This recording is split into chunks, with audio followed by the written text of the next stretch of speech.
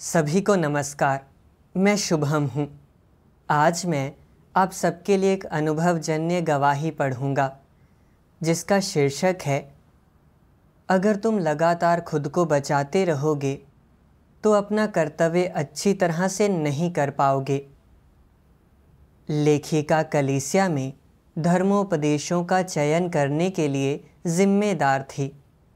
जब उसने अपनी सहयोगी बहन को बर्खास्त होते देखा तो वह सतर्क हो गई, इस डर से कि कहीं वह भी कोई गलती ना कर बैठे और उसे भी बर्खास्त ना कर दिया जाए। नतीजतन वह अपना कर्तव्य निभाने में हद से ज़्यादा सतर्क हो गई, जिससे काम की प्रगति में देरी हुई। परमेश्वर के वचनों के न्याय और प्रकाशन के माध्यम से उसे अपने बारे में क्या एहसास हुआ और उसने चीज़ों को कैसे बदला। आइए हम सब मिलकर उसका अनुभव सुने। मैं कलीसिया में धर्मोपदेशों की जांच कर रही थी। मैं यीलिन और यांग के साथ काम कर रही थी। अप्रैल 2022 में एक दिन अगुवाओं ने एक पत्र भेजा जिसमें कहा गया था, यीलिन धर्मोपदेशों की जांच करते समय सिद्धांतों में प्रवेश नहीं करती है और उसके काम के नतीजे अच्छे नहीं हैं। उसे बर्खास्त कर देना चाहिए। तुम और यांग अपने कर्तव्य करने से कुछ नतीजे हासिल कर रही हो, लेकिन हाल ही में धर्मोपदेशों की जांच के तुम्हारे तरीके में विचलन मिले हैं। तुमने कुछ अहम धर्मोपदेशों की छटाई कर दी है। तुम्हें फ़िलहाल रोका जा रहा है और तुम्हारी निगरानी की जाएगी। जब मैंने यह समाचार देखा तो मेरा दिल सभी प्रकार की भावनाओं से भर गया। यीलिन की काबिलियत मुझसे बेहतर थी, लेकिन उसे भी बर्खास्त कर दिया गया था। मेरी काबिलियत और कार्यक्षमता उसके जितनी अच्छी नहीं थी और मुझे सिद्धांतों की अच्छी समझ नहीं थी। अगर मैंने धर्मोपदेशों की जांच में एक और गलती की तो मुझे निश्चित रूप से बर्खास्त कर दिया जाएगा। अब परमेश्वर का कार्य जल्दी ही पूरा होने वाला है। अगर मुझे बर्खास्त कर दिया गया और मेरे पास करने के लिए कोई कर्तव्य नहीं हुआ तो क्या मुझे अभी भी उद्धार का मौका मिलेगा? जब मैंने यह सोचा तो मुझे बहुत भारीपन महसूस हुआ। उस दौरान जब भी मैं कोई धर्मोपदेश जांचती तो मैं उसे कई बार पढ़ती थी। डरती थी कि अगर कोई विचलन दिखाई दिया तो मुझे बर्खास्त कर दिया जाएगा। लेकिन मैं गलती करने से जितना ज़्यादा डरती, चीज़ों को सही ढंग से तोलने में उतनी ही कम सक्षम हो जाती और उतनी ही अधिक समस्याएं और विचलन होते। एक बार हम एक धर्मोपदेश का मूल्यांकन कर रहे थे जिसमें मुझे लगा कि परतें स्पष्ट हैं और काफ़ी व्यवहारिक तरीके से संगति की गई है। मैंने इसे अगुवाओं को देखने के लिए दिया।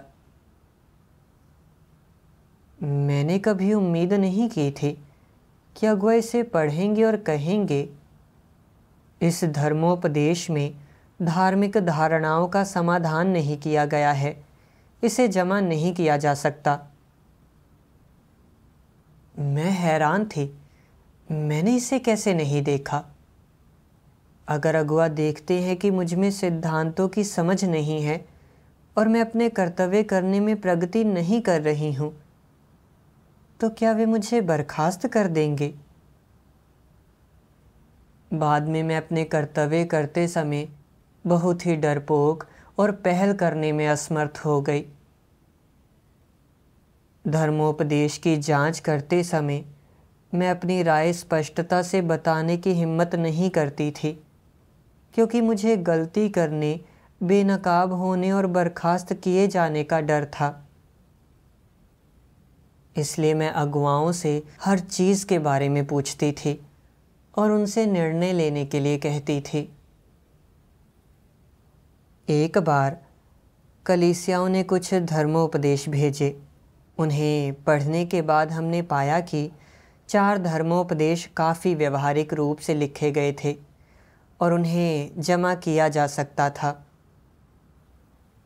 लेकिन अपने दिल में मैं हिसाब लगा रही थी, क्या होगा अगर मैंने एक और बेकार धर्मोपदेश जमा कर दिया, क्योंकि मैंने इसे गलत तरीके से पढ़ा है। अगर अगुवाओं को लगता है कि मैं सिद्धांत नहीं समझती और वे मुझे बर्खास्त कर देते हैं, तो मैं क्या करूँगी? सुरक्षित रहने के लिए मुझे उन्हें पहले अगुवाओं को देखने के लिए देना चाहिए। इस तरह भले ही मैं कोई गलती करूं, मुख्य जिम्मेदारी मुझ पर नहीं आएगी। इसलिए मैंने ये धर्मोपदेश अगुवाओं को दे दिए।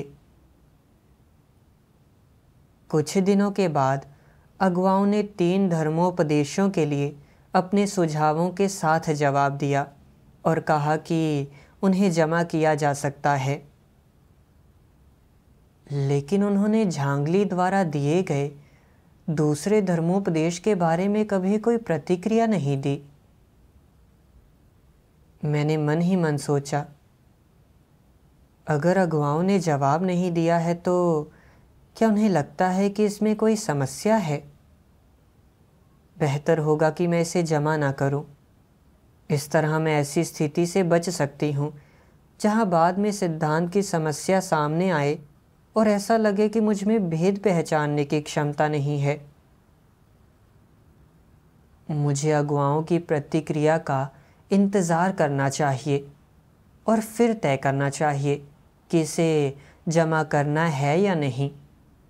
यह इस तरह से सुरक्षित रहेगा। इसके बाद मैंने खुद को दूसरे कामों में व्यस्त कर लिया। यह धर्मोपदेश 2 सप्ताह तक अटका रहा। इस दौरान यांग ने मुझे याद दिलाया कि इस धर्मोपदेश को जल्द से जल्द जमा किया जाना चाहिए। मैंने कहा, इसे जमा करने से पहले अगुवाओं की प्रतिक्रिया का इंतज़ार करो। हमें अल्पकालिक सफलताओं के लिए बहुत उत्सुक नहीं होना चाहिए। यांग ने इसके आगे और कुछ नहीं कहा। एक दिन अगुवाओं ने एक पत्र भेजा जिसमें लिखा था, हमने तुम्हें झांगली द्वारा लिखे गए धर्मोपदेश को आगे बढ़ाते नहीं देखा। यह कहाँ अटक गया है? तभी मुझे एहसास हुआ कि अगुवाओं ने झांगली के धर्मोपदेश के बारे में बहुत पहले ही जवाब दे दिया था और कहा था कि इसे प्रूफरीड करके जमा किया जा सकता है। बस हमें अभी तक पत्र नहीं मिला था। जब मुझे यह समाचार मिला तो मेरे दिल में कुछ अवर्णनीय महसूस हुआ। मैं ना चाहते हुए भी हैरान हो गई। मैंने स्पष्ट देखा कि झांगली का धर्मोपदेश काफ़ी व्यवहारिक था और उसकी अपनी भाषा शैली थी। सिद्धांत के अनुसार इसे जमा किया जाना चाहिए, लेकिन मैं अगुवाओं के निर्णय का इंतज़ार क्यों करती रही? मैं किस भ्रष्ट स्वभाव से नियंत्रित हो रही थी? मैं प्रार्थना करने और खोजने के लिए अपनी मनोदशा को परमेश्वर के सामने लाई। बाद में मैंने परमेश्वर के ये वचन पढ़े। सर्वशक्तिमान परमेश्वर कहता है, कई लोग ऐसे होते हैं जो कर्तव्य पालन की जिम्मेदारी लेने से डरते हैं। उनका डर मुख्यतः 3 तरीकों से प्रकट होता है। पहला यह है कि वे ऐसे कर्तव्य चुनते हैं जिनमें जिम्मेदारी लेने की आवश्यकता नहीं होती। दूसरा तरीका यह है कि जब उन पर कोई कठिनाई आती है या किसी समस्या से उनका सामना होता है, तो उनकी टाल-मटोल का पहला तरीका यह होता है कि उसकी रिपोर्ट किसी अगुआ को कर दी जाए और अगुआ को ही उसे संभालने और हल करने दिया जाए, और आशा की जाए कि उनके आराम में कोई खलल नहीं पड़ेगा। वे इस बात की परवाह नहीं करते कि अगुआ उस मुद्दे को कैसे संभालता है। वे खुद उस पर कोई ध्यान नहीं देते। जब तक वे खुद जिम्मेदारी नहीं लेते, तब तक उनके लिए सब ठीक है। क्या ऐसा कर्तव्य पालन परमेश्वर के प्रति निष्ठा है? इसे अपनी जिम्मेदारी दूसरे के सिर मढ़ना, कर्तव्य की उपेक्षा करना, चालाकियां करना कहा जाता है। यह केवल बातें बनाना है। वे कुछ भी वास्तविक नहीं कर रहे हैं। वे मन में कहते हैं, अगर यह चीज मुझे सुलझानी है और मैं गलती कर बैठा तो क्या होगा? जब वे देखेंगे कि किसे दोष देना है, तो क्या वे मुझे नहीं पकड़ेंगे? क्या इसकी जिम्मेदारी सबसे पहले मुझ पर नहीं आएगी? उन्हें इसी बात की चिंता रहती है। लेकिन क्या तुम मानते हो कि परमेश्वर सबकी जांच करता है? गलतियां सबसे होती हैं। अगर किसी नेक इरादे वाले व्यक्ति के पास अनुभव की कमी है और उसने पहले कोई मामला नहीं संभाला है, लेकिन उसने पूरी मेहनत की है, तो यह परमेश्वर को दिखता है। तुम्हें विश्वास करना चाहिए कि परमेश्वर सभी चीज़ों और मनुष्य के हृदय की जांच करता है। अगर कोई इस पर भी विश्वास नहीं करता, तो क्या वह छद्म विश्वासी नहीं है?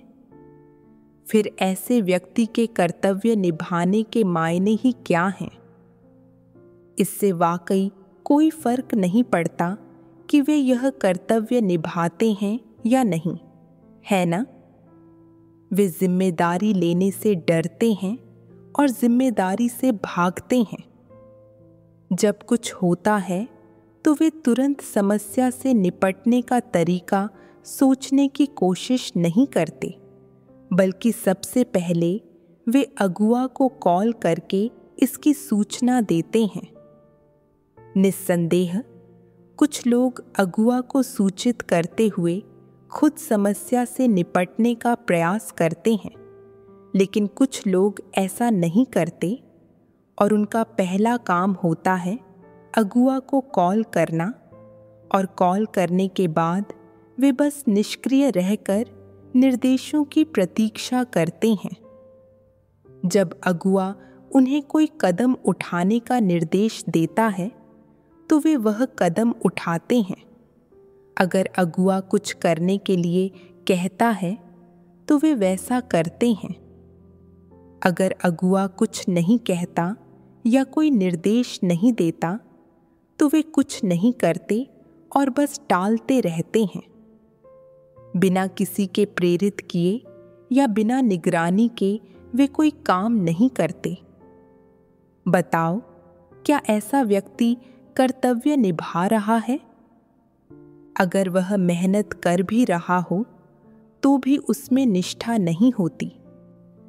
एक और तरीका है जिससे किसी व्यक्ति का कर्तव्य निर्वहन करते समय जिम्मेदारी लेने का डर प्रकट होता है।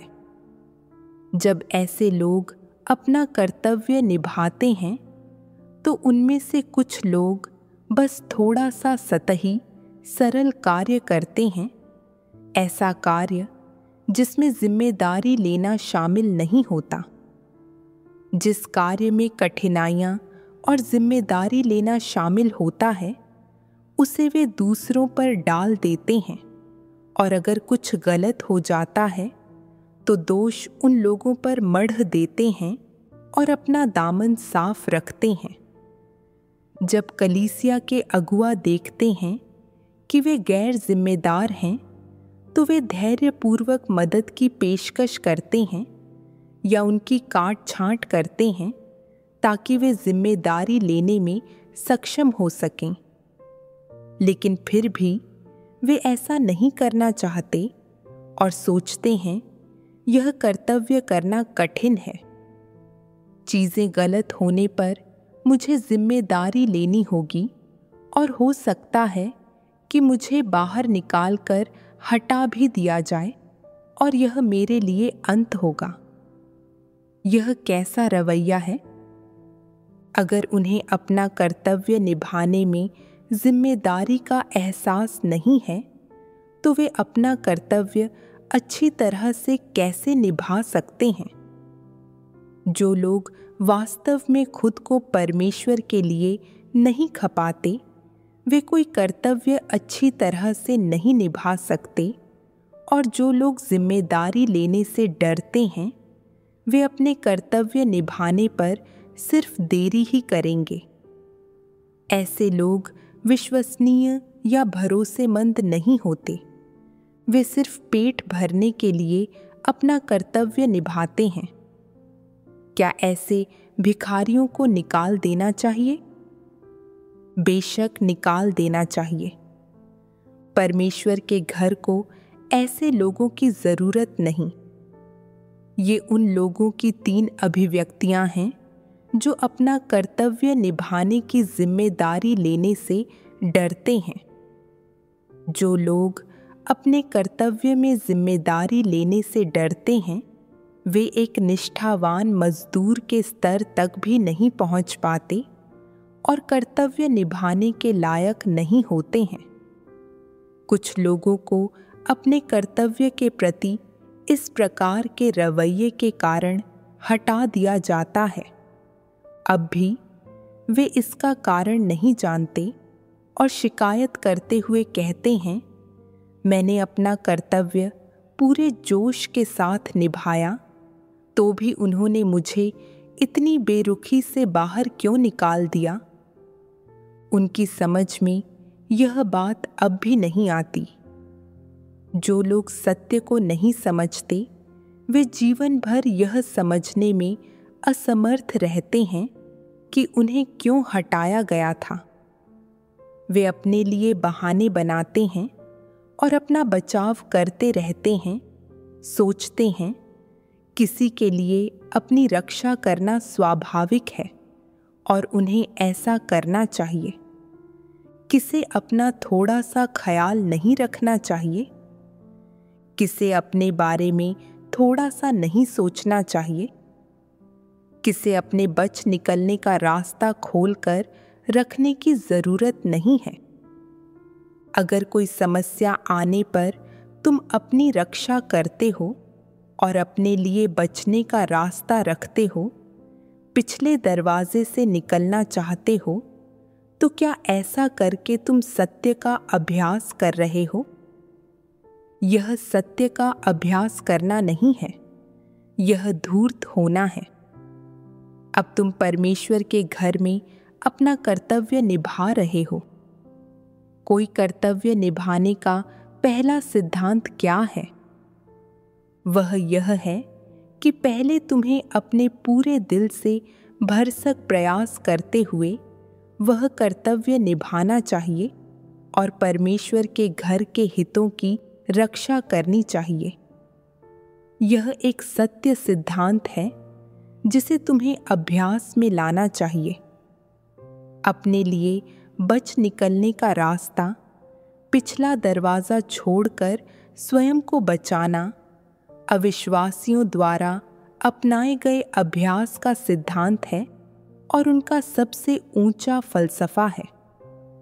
सभी मामलों में सबसे पहले अपने बारे में सोचना और अपने हित बाकी सब चीज़ों से ऊपर रखना, दूसरों के बारे में न सोचना, परमेश्वर के घर के हितों और दूसरों के हितों के साथ कोई संबंध न रखना, अपने हितों के बारे में पहले सोचना और फिर बचाव के रास्ते के बारे में सोचना, क्या यह एक अविश्वासी नहीं है?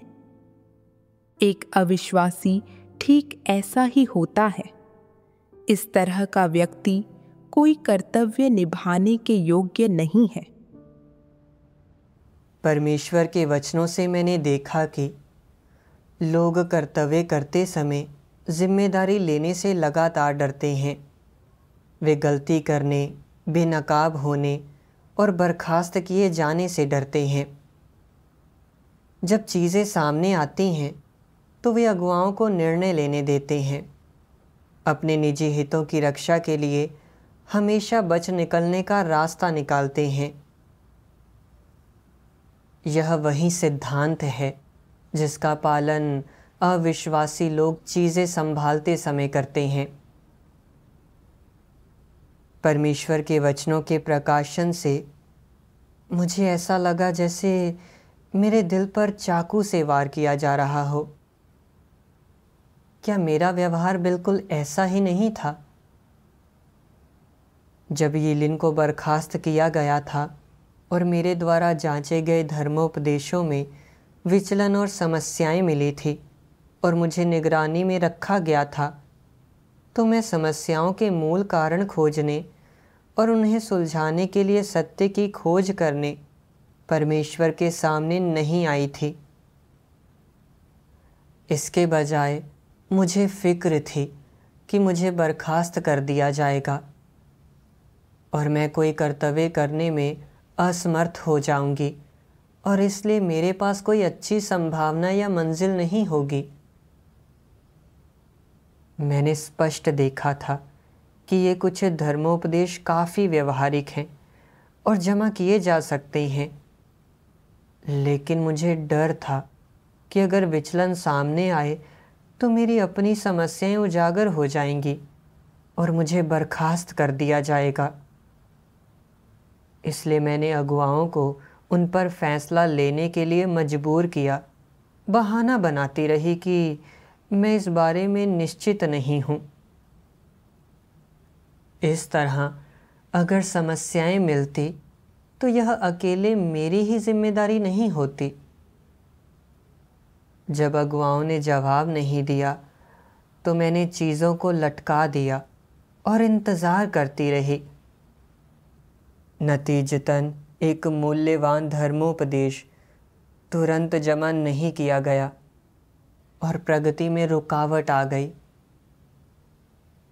उस समय मैं मानती थी कि मैं पहले की तरह अल्पकालिक सफलताओं के लिए उत्सुक नहीं हूँ। मुझे अपने आप पर पहले जैसा भरोसा भी नहीं रहा था और मेरा मानना था कि जब चीज़ें सामने आती हैं तो अगुवाओं से सुझाव मांगने की क्षमता ही विवेक का प्रतीक है। अब मुझे आखिरकार एहसास हुआ कि मैं अपने घृणित इरादे अंदर ही छिपा रही थी। मैं जिम्मेदारी लेने से डरती थी और खुद को बचाने के लिए मैंने चालाकी भरे तरीके अपनाए थे। मैं बेहद स्वार्थी और नीच, बेहद धूर्त और धोखेबाज थी। अगर मेरे इरादे सही होते तो कलीसिया के कार्य पर विचारशील होने के मामले में मुझे जल्द से जल्द मूल्यवान धर्मोपदेशों की जांच करनी चाहिए थी ताकि वे परमेश्वर की गवाही दे सकें। यहाँ तक कि अगर समस्याएं या विचलन होते तो भी मैं तुरंत उनकी समीक्षा कर सकती थी और उन्हें सुलझाने के लिए सत्य खोज सकती थी। इस तरह विचलनों की संख्या कम होती रहती। लेकिन मुझे विश्वास नहीं था कि परमेश्वर हर चीज़ की जांच पड़ताल करता है। मुझे डर था कि अगर मैंने कोई गलती की तो मुझे बर्खास्त कर दिया जाएगा और मेरा भविष्य सुनिश्चित नहीं हो पाएगा।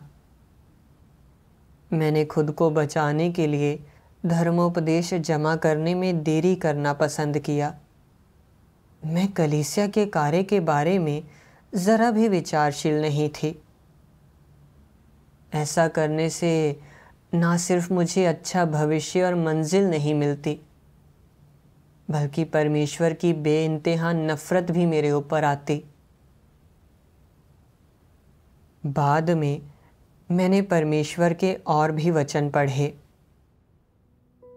सर्वशक्तिमान परमेश्वर कहता है, कुछ लोग यह नहीं मानते कि परमेश्वर का घर लोगों के साथ उचित व्यवहार कर सकता है। वे यह नहीं मानते कि परमेश्वर के घर में परमेश्वर का और सत्य का शासन चलता है। उनका मानना है कि व्यक्ति चाहे कोई भी कर्तव्य निभाए, अगर उसमें कोई समस्या उत्पन्न होती है तो परमेश्वर का घर तुरंत उस व्यक्ति से निपटेगा, उससे उस कर्तव्य को निभाने का अधिकार छीनकर उसे दूर भेज देगा या फिर उसे कलीसिया से ही निकाल देगा। क्या वाकई इस ढंग से काम होता है? निश्चित रूप से नहीं। परमेश्वर का घर हर व्यक्ति के साथ सत्य सिद्धांतों के अनुसार व्यवहार करता है। परमेश्वर सभी के साथ धार्मिकता से व्यवहार करता है। वह केवल यह नहीं देखता कि व्यक्ति ने किसी परिस्थिति विशेष में कैसा व्यवहार किया है। वह उस व्यक्ति की प्रकृति सार, उसके इरादे, उसका रवैया देखता है। खास तौर से वह यह देखता है कि क्या वह व्यक्ति गलती करने पर आत्मचिंतन कर सकता है, क्या वह पश्चाताप करता है और क्या वह उसके वचनों के आधार पर समस्या के सार को समझ सकता है, ताकि वह सत्य समझ ले और अपने आप से घृणा करने लगे और सच में पश्चाताप करे। अच्छा बताओ, अगर किसी व्यक्ति ने कोई गलती की है लेकिन वह सच्ची समझ हासिल कर पश्चाताप करने को तैयार हो, तो क्या परमेश्वर का घर उसे एक अवसर नहीं देगा? जैसे जैसे परमेश्वर की 6000 वर्षीय प्रबंधन योजना समापन की ओर बढ़ रही है, ऐसे बहुत से कर्तव्य हैं जिन्हें पूरा करना है। लेकिन अगर तुम में अंतरात्मा और विवेक नहीं है और तुम अपने उचित काम पर ध्यान नहीं देते, अगर तुम्हें कर्तव्य निभाने का अवसर मिलता है लेकिन तुम उसे संजोकर रखना नहीं जानते, सत्य का जरा भी अनुसरण नहीं करते और सबसे अनुकूल समय अपने हाथ से निकल जाने देते हो, तो तुम्हारा खुलासा किया जाएगा। अगर तुम अपने कर्तव्य निभाने में लगातार अनमने रहते हो और काट छांट के समय जरा भी समर्पण भाव नहीं रखते, तो क्या परमेश्वर का घर तब भी किसी कर्तव्य के निर्वाह के लिए तुम्हारा उपयोग करेगा? परमेश्वर के घर में सत्य का शासन चलता है, शैतान का नहीं। हर चीज में परमेश्वर की बात ही अंतिम होती है। वही इंसानों को बचाने का कार्य कर रहा है, वही सभी चीजों पर संप्रभुता रखता है। क्या सही है और क्या गलत, तुम्हें इसका विश्लेषण करने की कोई जरूरत नहीं है। तुम्हें बस सुनना और समर्पण करना है। जब तुम्हारी काट छांट हो तो तुम्हें सत्य स्वीकार कर अपनी गलतियां सुधारनी चाहिए। अगर तुम ऐसा करोगे तो परमेश्वर का घर तुमसे तुम्हारे कर्तव्य निर्वहन का अधिकार नहीं छीनेगा। अगर तुम हमेशा हटाए जाने से डरते रहोगे, बहानेबाजी करते रहोगे, खुद को सही ठहराते रहोगे, तो फिर समस्या पैदा होगी। अगर तुम लोगों को यह दिखाओगे कि तुम जरा भी सत्य नहीं स्वीकारते और यह कि तर्क का तुम पर कोई असर नहीं होता, तो तुम मुसीबत में हो। कलीसिया तुमसे निपटने को बाध्य हो जाएगी। अगर तुम अपने कर्तव्य पालन में थोड़ा भी सत्य नहीं स्वीकारते, हमेशा प्रकट किए और हटाए जाने के भय में रहते हो, तो तुम्हारा यह भय मानवीय इरादे, भ्रष्ट शैतानी स्वभाव, संदेह, सतर्कता और गलत फहमी से दूषित है। व्यक्ति में इनमें से कोई भी रवैया नहीं होना चाहिए। जब मैंने परमेश्वर के वचनों पर चिंतन किया तो मुझे आखिरकार एहसास हुआ कि मैं लगातार इस बात की चिंता कर रही थी कि अगर मैंने अपना कर्तव्य करते हुए कोई गलती की तो मैं बेनकाब हो जाऊंगी और मुझे बर्खास्त कर दिया जाएगा। मेरा भविष्य या मंजिल अच्छी नहीं होगी। इसका मुख्य कारण यह था कि मैंने परमेश्वर का धार्मिक स्वभाव नहीं समझा था और यह विश्वास नहीं किया था कि परमेश्वर के घर में सत्य का शासन है। परमेश्वर का घर सिद्धांतों के अनुसार लोगों को दूसरा काम सौंपता और बर्खास्त करता है। यह लोगों को इसलिए बर्खास्त नहीं करता क्योंकि उन्होंने एक या दो चीज़ें गलत की हैं या उनके काम में कुछ विचलन है। इसके बजाय यह लोगों का निरंतर व्यवहार देखता है और देखता है कि क्या वे सत्य स्वीकार सकते हैं, विचलन और समस्याएं होने पर तुरंत चीज़ों को बदल सकते हैं। मैंने यीलिन के बारे में सोचा। भले ही उसके पास कुछ काबिलियत और खूबियाँ थी, वह बस प्रतिष्ठा और रुतबे के पीछे भागती थी और अल्पकालिक सफलताओं के लिए उत्सुक रहती थी। जब उसके कर्तव्यों में विचलन और समस्याएं सामने आई, अगुवाओं ने कई मौक़ों पर उसका मार्गदर्शन करने की कोशिश की, लेकिन उसने आत्मचिंतन नहीं किया, सिद्धांतों की खोज नहीं की और कार्य में बाधा और गड़बड़ी पैदा की। यही कारण था कि उसे बर्खास्त कर दिया गया। इसके विपरीत मेरे आसपास के लोगों में एक बहन थी जो धर्मोपदेशों की जांच करते समय अनमने ढंग से काम करती थी और कुछ मूल्यवान धर्मोपदेशों को छांट देती थी, लेकिन मार्गदर्शन और काट छांट के साथ वह इसे स्वीकार कर आत्मचिंतन कर सकी और चीज़ों को तुरंत बदल पाई। कलीसिया ने अभी भी उसे कर्तव्य करने का अवसर दिया। दरअसल यीलिन की बर्खास्तगी मेरे लिए एक चेतावनी थी। मैंने सोचा कि जब मैं धर्मोपदेशों की जांच कर रही थी तो इतने सारे विचलन और समस्याएं क्यों हुई और मैं इतनी प्रगति क्यों नहीं कर पा रही थी। मुख्य कारण यह था कि मैं अहंकारी और दंभी थी और अपने पुराने तरीकों में फंसी हुई थी। अपने कर्तव्य करने में मैं अनुभव पर भरोसा करती थी और सिद्धांत खोजने के बजाय विनियमों को सख्ती से लागू करती थी।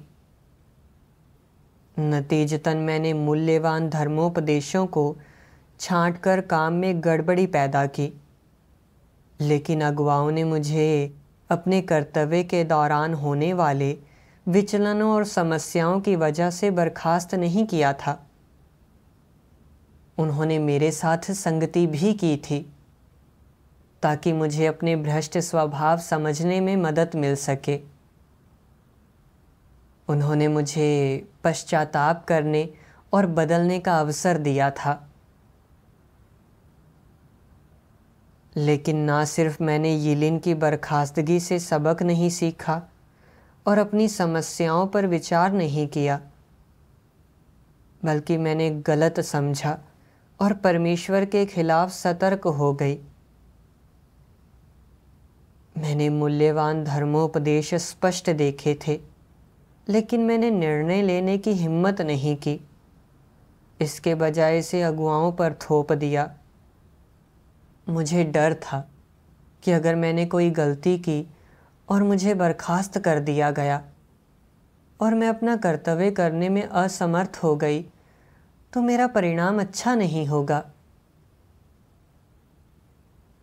मैंने परमेश्वर की कल्पना भ्रष्ट मानवता के समान ही की थी, जो लोगों को गलतियां करने की अनुमति नहीं देती है और जैसे ही वे गलतियां करते हैं उन्हें हटा देती है।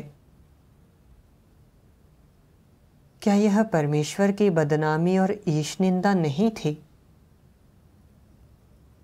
मैं वाकई बहुत दुष्ट और धोखेबाज थी।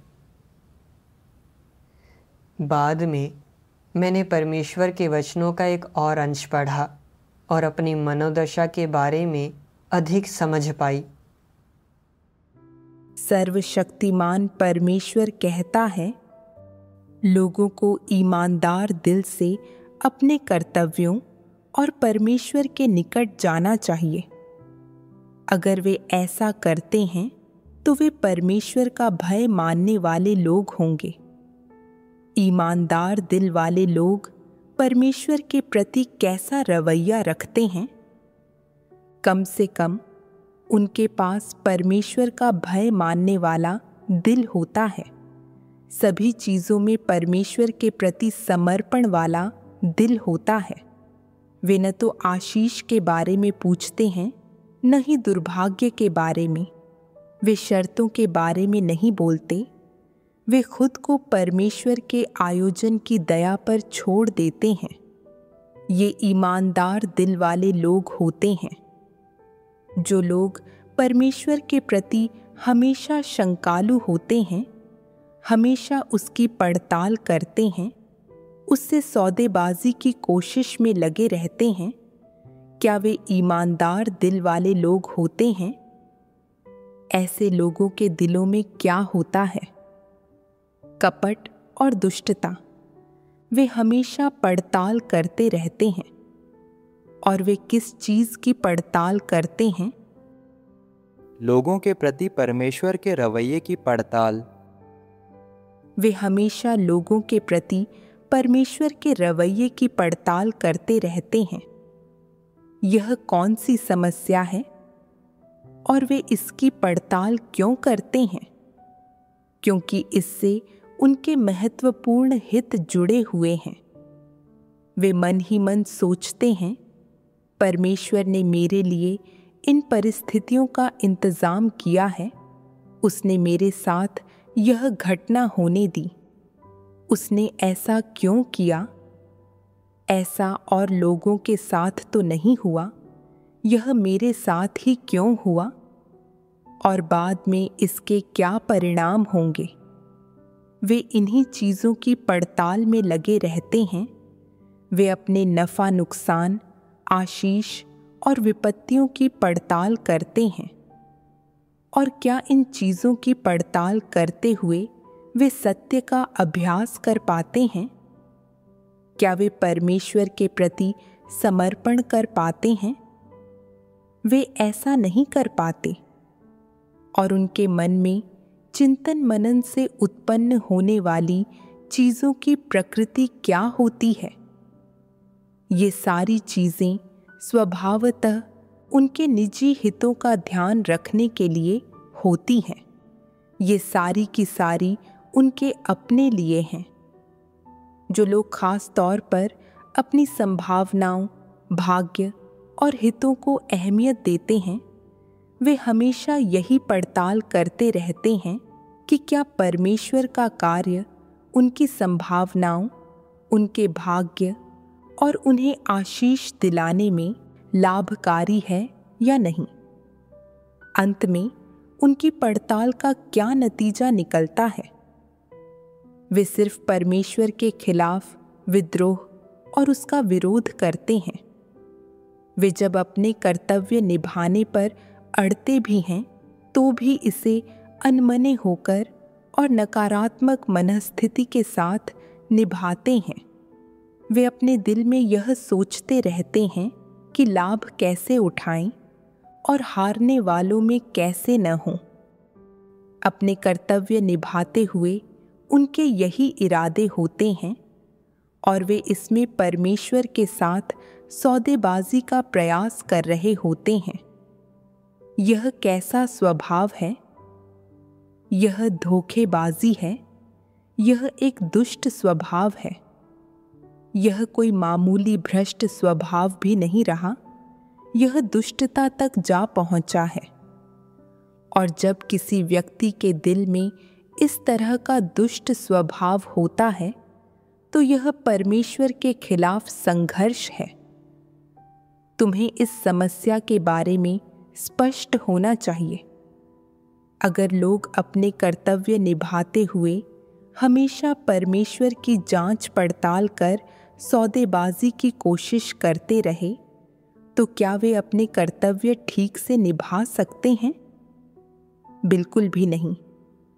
वे परमेश्वर की आराधना अपने दिल से और ईमानदारी से नहीं करते। उनके पास ईमानदार दिल नहीं होता। अपने कर्तव्य निभाते हुए वे निगरानी बरतते रहते हैं, हमेशा खुद को पूरी तरह सुपुर्द नहीं करते हैं। और परिणाम क्या होता है? परमेश्वर उनमें कार्य नहीं करता और वे भ्रमित हो जाते हैं और चकरा जाते हैं। वे सत्य सिद्धांतों को नहीं समझते और अपनी मनोरुचि के अनुसार चलते हैं और हमेशा गड़बड़ा जाते हैं। और वे गड़बड़ा क्यों जाते हैं?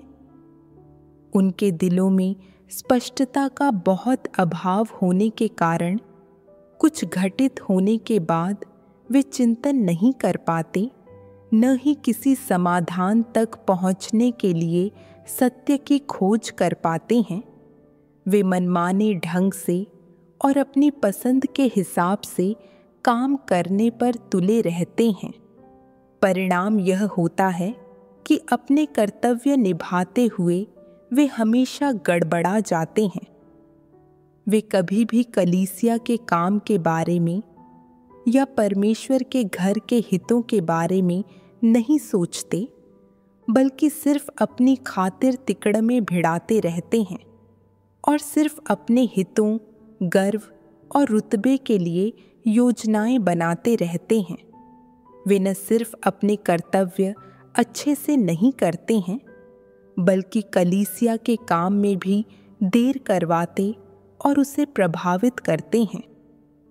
क्या यह रास्ते से भटक जाना और अपने कर्तव्यों की अवहेलना करना नहीं है?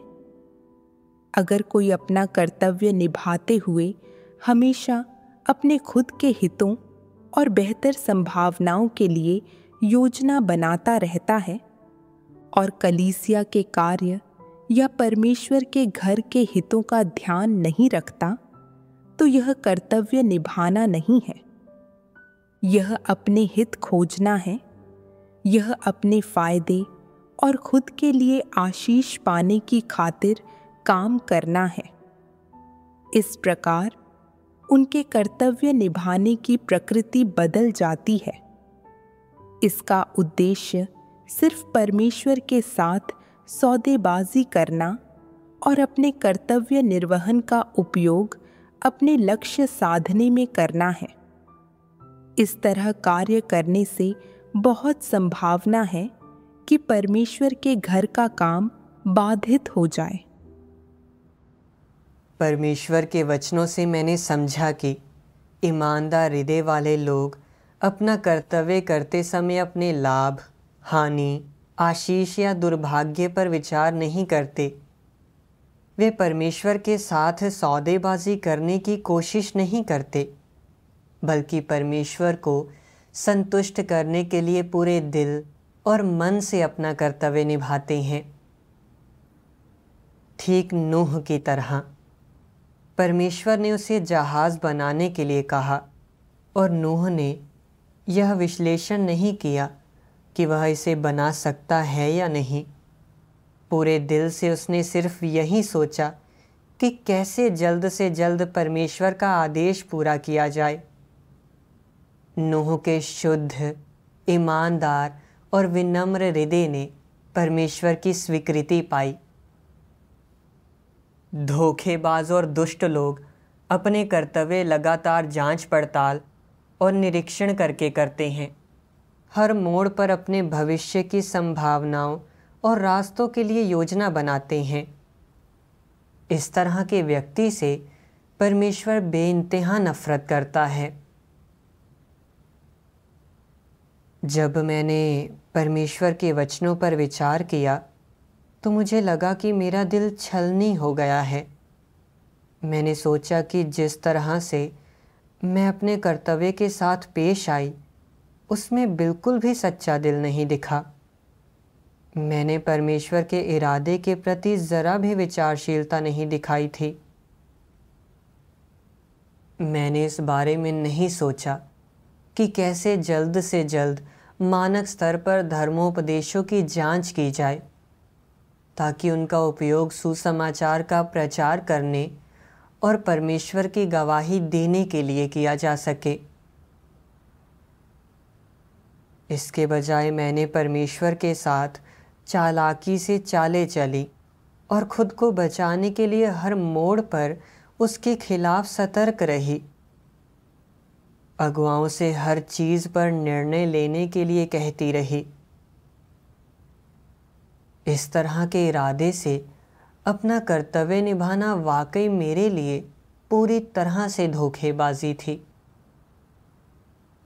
अपना कर्तव्य करते हुए मैंने हर मोड़ पर अपने भविष्य और मंजिल के बारे में सोचा, मानो कि अगर मैंने कोई गलती नहीं की और बर्खास्त नहीं हुई तो मैं परमेश्वर का कार्य समाप्त होने तक जीवित रहूंगी और अच्छी मंजिल पाऊंगी। परमेश्वर का स्वभाव धार्मिक और पवित्र है। अपने कर्तव्य करने में परमेश्वर के खिलाफ सतर्क होने की मानसिकता लाकर मैं परमेश्वर का प्रबोधन और मार्गदर्शन पाने में असमर्थ थी। मेरे विचार बहुत अस्पष्ट थे और मैं धर्मोपदेशों में कोई समस्या नहीं देख पा रही थी। ऐसे ही चलता रहा तो कलीसिया के कार्य में केवल बाधा और गड़बड़ी पैदा होगी और समय आने पर मैं वाकई बेनकाब करके हटा दी जाऊंगी। जब मैंने यह समझा तो मेरे दिल में डर पैदा हो गया और मैंने पश्चाताप में जल्दी से परमेश्वर से प्रार्थना की। एक दिन अपनी भक्ति के दौरान मैंने परमेश्वर के ये वचन पढ़े और अभ्यास का मार्ग पाया। सर्वशक्तिमान परमेश्वर कहता है, मनुष्य द्वारा अपना कर्तव्य निभाना वास्तव में उस सब की सिद्धि है जो मनुष्य के भीतर अंतर्निहित है, अर्थात जो मनुष्य के लिए संभव है। इसके बाद उसका कर्तव्य पूरा हो जाता है।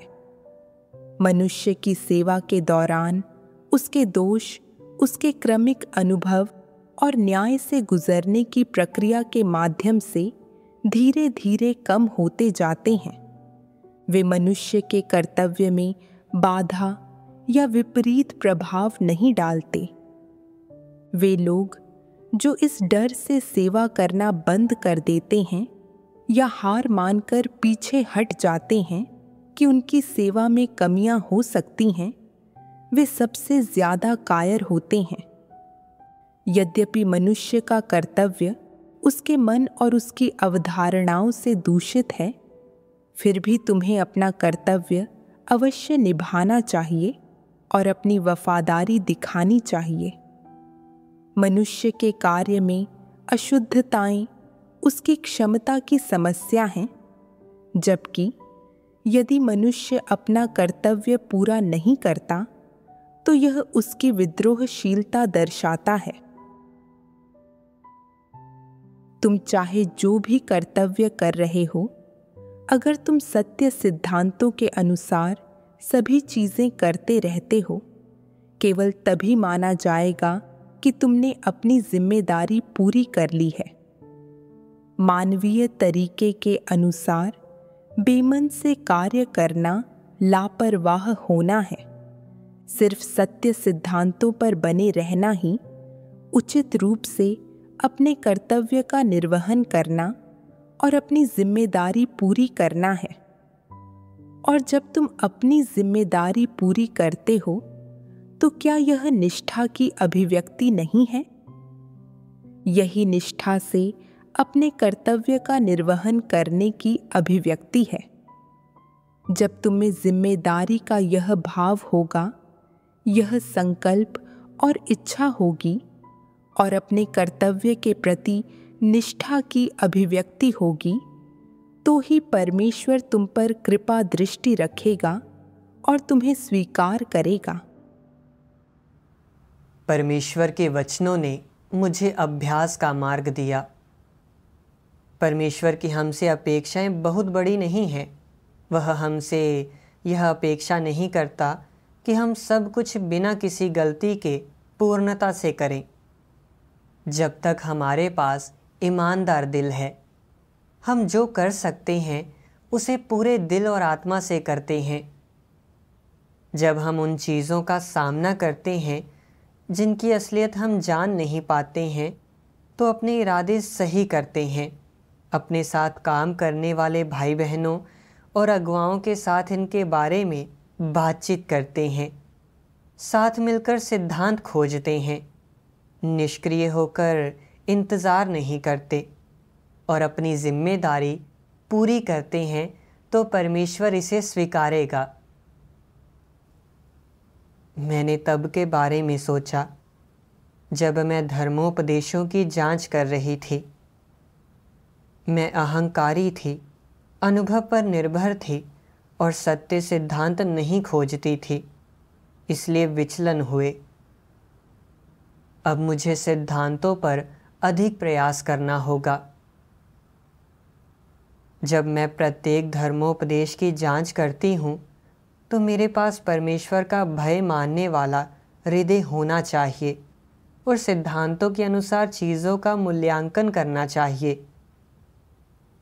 भले ही अपने कर्तव्य निभाने की प्रक्रिया में समस्याएं और विचलन अभी भी होंगे, मुझे उनके साथ सही तरीके से पेश आना होगा। कारणों को सारांशित करना होगा और चीज़ों को तुरंत बदलना होगा। यह बात समझ आने पर मैंने अब यह नहीं सोचा कि मुझे बर्खास्त किया जाएगा या नहीं, और अपने कर्तव्य के प्रति अपना दिल समर्पित करने में सक्षम हो गई। उस अवधि में समस्याओं और विचलनों की संख्या धीरे धीरे कुछ हद तक कम हो गई। मैंने पेशेवर तौर पर और सिद्धांतों के संदर्भ में कुछ लाभ प्राप्त किए। मेरे दिल को बहुत राहत मिली। बाद में मुझे टीम अगुवा चुना गया। एक बार पर्यवेक्षकों ने एक पत्र भेजा जिसमें बताया गया कि उस समय हमने जो धर्मोपदेश जमा किए थे उनका विषय अस्पष्ट है और यह सत्य पर संगति करने में व्यवहारिक नहीं है। उन्होंने पूछा कि क्या मैंने इसे जांच लिया था? मैंने समस्याएं क्यों नहीं देखी? जब मैंने पत्र पढ़ा तो मेरा दिल बैठ गया। यह सच था कि मैंने ये समस्याएं नहीं देखी थी। मैं यह अनुमान लगाने से खुद को नहीं रोक पाई। अगर पर्यवेक्षकों को यह पता चले कि मैं इतने लंबे समय से यह कर्तव्य कर रही हूँ, लेकिन फिर भी मुझे सिद्धांतों की समझ नहीं है, तो क्या वे मुझे इस कर्तव्य के लिए उपयुक्त नहीं समझेंगे और मुझे बर्खास्त कर देंगे? इसके बाद मैं फिर से अपने कर्तव्य करते समय डरपोक और पहल करने में असमर्थ हो गई। भले ही मैं साफ देख सकती थी कि कुछ धर्मोपदेश मूल्यवान है, मुझे एक और गलती करने और बेनकाब होने का डर था। इसलिए मैंने उनके मूल्यांकन और जांच का काम पर्यवेक्षकों पर थोप दिया। मुझे एहसास हुआ कि मेरी मनोदशा गलत है और मैं फिर से अपने भविष्य की संभावनाओं और रास्तों के बारे में सोच रही हूँ। मैंने परमेश्वर के वचनों के एक अंश के बारे में सोचा और उसे खोज कर पढ़ा। सर्वशक्तिमान परमेश्वर कहता है, परिस्थिति या कार्य का माहौल चाहे जैसा भी हो, लोग कभी कभी गलतियां करते हैं और ऐसे क्षेत्र भी हैं जहां उनकी काबिलियत, अंतर्दृष्टि और परिप्रेक्ष्य कम पड़ जाते हैं। यह सामान्य है और तुम्हें इसे सही तरीके से संभालना सीखना होगा। तुम्हें तुरंत आत्मचिंतन करना चाहिए और यह निर्धारित करना चाहिए कि कहीं तुम्हारे पेशेवर कौशल में या तुम्हारे इरादों में कोई समस्या तो नहीं है। जांच करो कि क्या तुम्हारे क्रियाकलापों में कोई अशुद्धियां हैं या कुछ धारणाएं इसके लिए दोषी हैं। सभी पहलुओं पर चिंतन करो। यदि यह दक्षता की कमी से जुड़ी समस्या है तो तुम सीखना जारी रख सकते हो। समाधान खोजने में मदद के लिए किसी को ढूंढो या उसी क्षेत्र के लोगों से परामर्श करो। यदि कुछ गलत इरादे मौजूद हैं, ऐसी समस्या शामिल है जिसे सत्य का उपयोग करके हल किया जा सकता है, तो तुम परामर्श और संगति के लिए कलीसिया अगुवाओं या सत्य समझने वाले किसी व्यक्ति को खोज सकते हो। तुम जिस अवस्था में हो उसके बारे में उनसे बात करो और उन्हें इसे सुलझाने में तुम्हारी मदद करने दो। यदि यह धारणाओं से जुड़ी समस्या है तो उनकी जांच करने और उन्हें पहचानने के बाद तुम उनका गहन विश्लेषण करके उन्हें समझ सकते हो। फिर उनसे दूर होकर विद्रोह कर सकते हो। परमेश्वर के वचनों के इस अंश को पढ़ने के बाद मेरा हृदय स्पष्ट और प्रबुद्ध हो गया। जब मेरे कर्तव्य में विचलन और समस्याएं आती हैं तो मुझे समस्या के मूल कारण पर विचार करके उनका सारांश बनाकर और उनकी खोज करके उनसे सही तरीके से निपटना चाहिए। फिर मैंने आत्मचिंतन किया और पाया कि धर्मोपदेशों की जांच करते समय मैं अनुभव पर निर्भर थी। जब मैंने देखा कि सामान्य रूपरेखा मौजूद है तो मैंने विवरणों पर विचार नहीं किया। इसका मतलब था कि मुझे कुछ समस्याएं नहीं मिली। इसके बाद मैंने समस्याओं वाले धर्मोपदेश निकाले और अपनी बहनों के साथ उन पर चर्चा की। संवाद और चर्चा के माध्यम से मैंने प्रासंगिक सत्य और सिद्धांत थोड़े और समझे। इन अनुभवों के माध्यम से मैंने वाकई समझा कि सिर्फ अपनी सतर्कता छोड़कर और सत्य की खोज करने का रवैया अपनाकर ही हम परमेश्वर का प्रबोधन और अगुवाई प्राप्त कर सकते हैं और अपना कर्तव्य अच्छी तरह से कर सकते हैं। आज का कार्यक्रम यहीं समाप्त होता है। देखने के लिए धन्यवाद। हम अगली बार फिर मिलेंगे।